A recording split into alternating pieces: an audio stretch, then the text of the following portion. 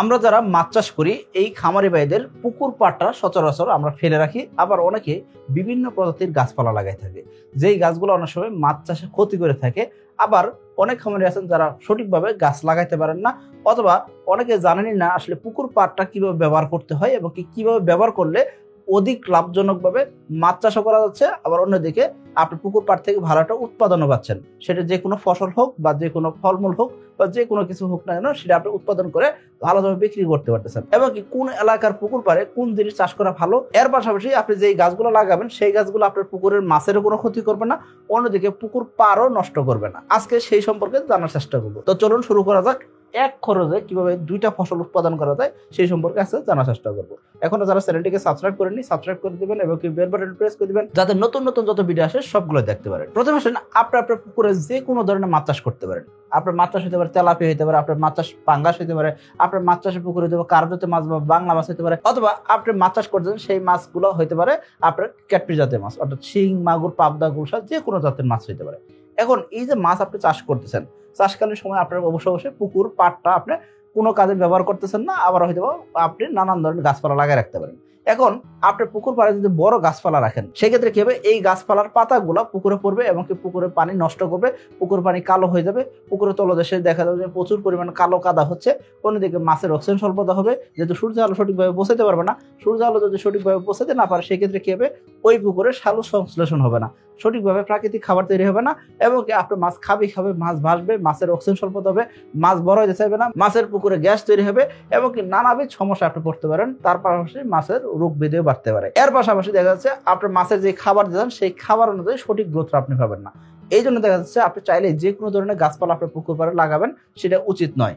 কিন্তু আমরা পুকুর পাড়টাকে তো আবার ফেলেও রাখবো না, তাই না? আমরা পুকুর পাড়ে কিছু না কিছু আবাদ করতে পারি, যেই জিনিস আমাদের বাড়তি একটা লাভ দিবে এবং কি পুকুর পাড়ে সঠিক ব্যবহার হবে। আর যদি পুকুর পাড়ে আপনি ছোট প্রজাতির বা গুল্ম প্রজাতির গাছপালা লাগাইতে পারেন, একদিক দিয়ে যেরকম উৎপাদন আসতেছে, অন্যদিকে আপনার পুকুর পাড় ভাঙবে না, নষ্ট হবে না, বৃষ্টিতে দেখা যাবে পুকুর পানি ঘোলা হবে না। পুকুর পানি ঘোলা হলে ওই সময় কিন্তু অক্সিজেন স্বল্পতা হয়, মাছ সঠিকভাবে বড় হইতেছে না, মাছের খাবার প্রতি অনীহা দেখা যায়, নানাবিধ রোগ ব্যাধি তৈরি হয়।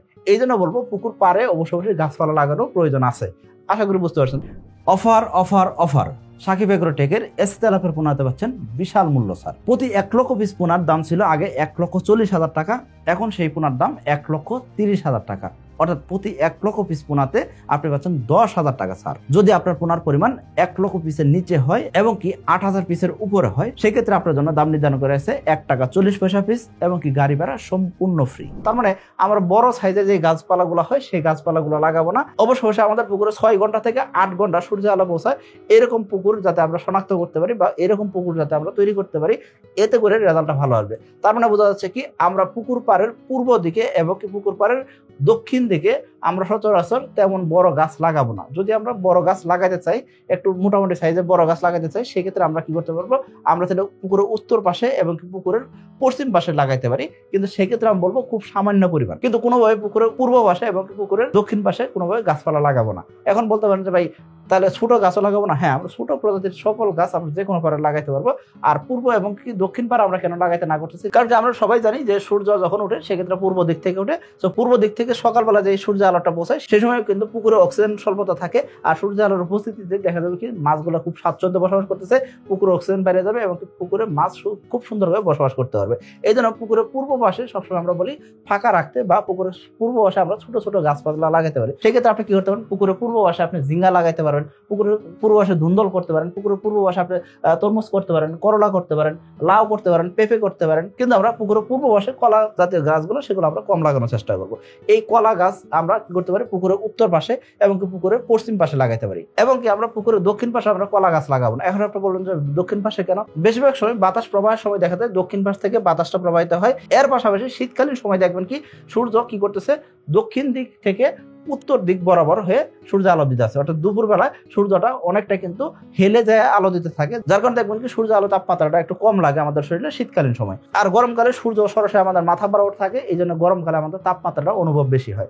আশা করি বুঝতে পারছেন। তাহলে আমরা পুকুরের পূর্ব পাশে এবং দক্ষিণ পাশে আমরা চেষ্টা করবো ছোট প্রজাতির গাছপালা লাগানোর জন্য। সেক্ষেত্রে আমরা কি করতে পারি, ঝিঙ্গা করতে পারি, ধুন্দল করতে পারি, তরমুজ করতে পারি, করলা চাষ করতে পারি, লাউ চাষ করতে পারি, পেঁপে চাষ করতে পারি। এখন আপনি বলেন যে এগুলোর জন্য আমরা কি ধরনের মাচা সিস্টেম করবো, নাকি এগুলা পুকুর পাড়ে একদম ছেড়ে দিয়ে করবো, আপনি দুইভাবে করতে পারেন। আবার অনেক খামারে কি করে থাকেন, পুকুর পাড়ে কোনো গর্ত না করে তারা কি করে থাকেন, পুকুরের মাঝখানে একদম কোনা দিয়ে তারা কি করে থাকেন, বস্তার ভিতরে গাছের বীজ লাগান এবং সেখান থেকে গাছের যত ধরনের প্রোটিন সাপ্লিমেন্ট দরকার হয় সেই জিনিসগুলো ওখান থেকে পেতে থাকে।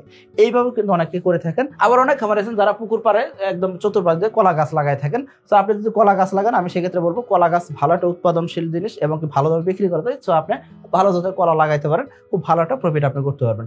এই ক্ষেত্রে খেয়াল করবেন, আপনি পুকুরের পূর্ব পাশ দিয়ে এবং দক্ষিণ পাশে কলা গাছ না লাগে আপনি ছোট প্রজাতির গাছপালা লাগাবেন। আপনি বেগুন করতে পারেন, আপনি শশা করতে পারেন, ছোট ছোট যেই গাছগুলো 5 ফিটের উপরে হবে না কখনো, এই জাতীয় গাছ যদি আপনি লাগান, সেক্ষেত্রে দেখবেন কি এই গাছের ছায়া আপনার পুকুর আসতেছে না। অন্যদিকে এই গাছগুলো আপনার পুকুরে পানি নষ্ট করবে না এবং আপনার পুকুরের মাটিটাকে শক্ত রাখতে বা মাটি যাতে ধসে পুকুরে না পড়তে পারে এই ব্যবস্থাপনাগুলো করে দিবে। এতে করে কি হবে, আপনার উৎপাদন বাড়লো, অন্যদিকে পাড়গুলো শক্ত থাকলো, মাছ ভালোভাবে বড় হলো, মাছের কোনো গ্রোথের হ্যাম্পার হলো না, মাছ সুস্থ সবলভাবে বেড়ে উঠলো, অন্যদিকে পুকুর পাড় থেকে বাড়তি একটা ফসল আপনি পাইলেন। আমাদের এরকম কিছু খামারি পাইছে যারা 5 একর জায়গার সম্পূর্ণ পুকুর পাড়ে তারা বিভিন্ন ধরনের গাছপালা লাগাইছেন এবং কি এখান থেকে তারা মোটামুটি যেই পরিমাণ উৎপাদন করেন সেই উৎপাদনটা মানে পুকুর পাড় থেকে যে উৎপাদনটা আসে, তারা 1 বছরের উৎপাদন দিয়ে 2 বছরের লেবার খরচ, পুকুরে আনুষঙ্গিক যে খরচগুলো আছে সেগুলো করতে পারে। তারা বুঝতে পারতেছেন যে আপনি পুকুর পাড়ে গাছপালা লাগালে সেক্ষেত্রে অবশ্যই আপনি ভালো একটা লাভ করতে পারবেন। তবে খেয়াল করবেন অবশ্যই আপনারা ছোট প্রজাতির গাছপালাগুলো লাগানোর চেষ্টা করবেন, বড় কোনো গাছ লাগাবেন না। এসে তেলাপিয়া চাষ সহজ, নিরাপদ এবং লাভজনক।